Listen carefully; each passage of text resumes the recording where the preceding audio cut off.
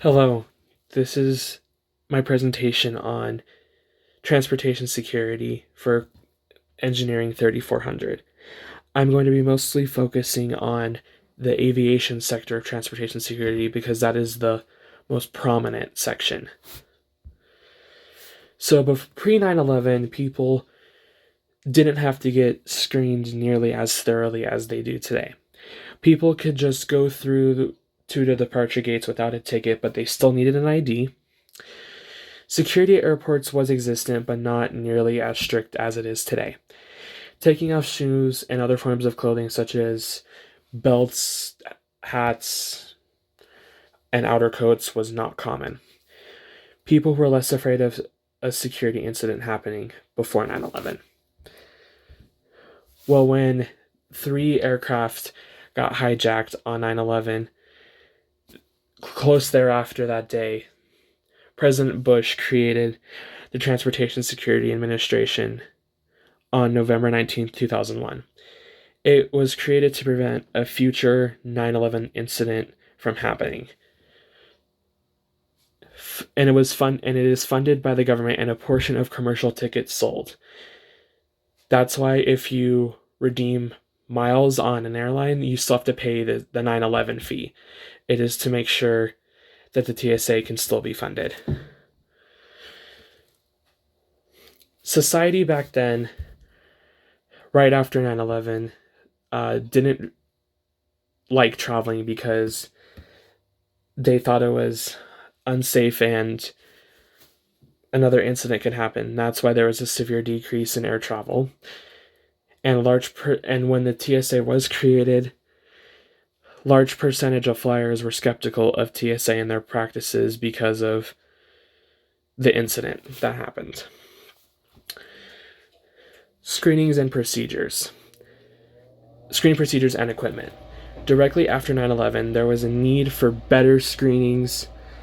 X-ray machines were needed to make sure illegal items such as knives, bombs, guns, and drugs were not being brought onto the planes in passengers' carry-on bags.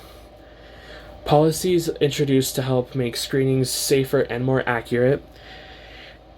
Those include taking heavy jackets, shoes, and belts off. This also includes placing limits on how much of each toiletry can be brought by each passenger and what type can be brought.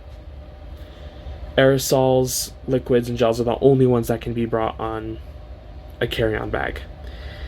These policies angered people because they're used to being able to bring on just about whatever they wanted to, so full-size shampoos, conditioners, shaving creams, and anything of that sort.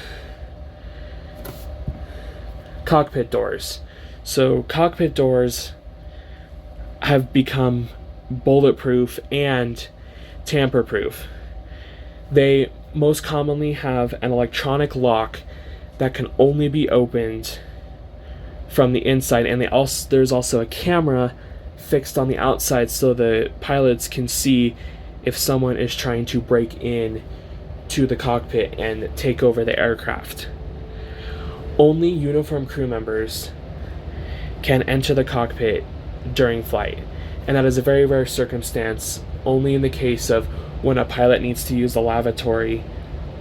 And when that does happen, a uniformed crew member will block the door when switching because they don't want any passengers to cause another incident like what happened on 9/11.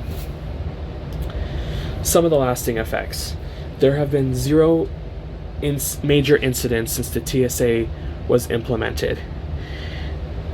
And those incidents I'm talking about are like what happened on 9/11 with the hijackings.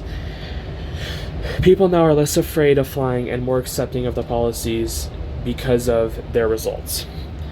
Programs such as TSA PreCheck, which I am a part of, have been developed to make screenings faster and more accurate.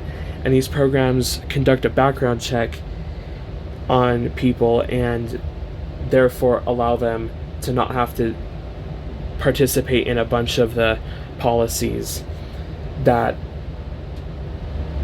most passengers do because of the background check. Thank you.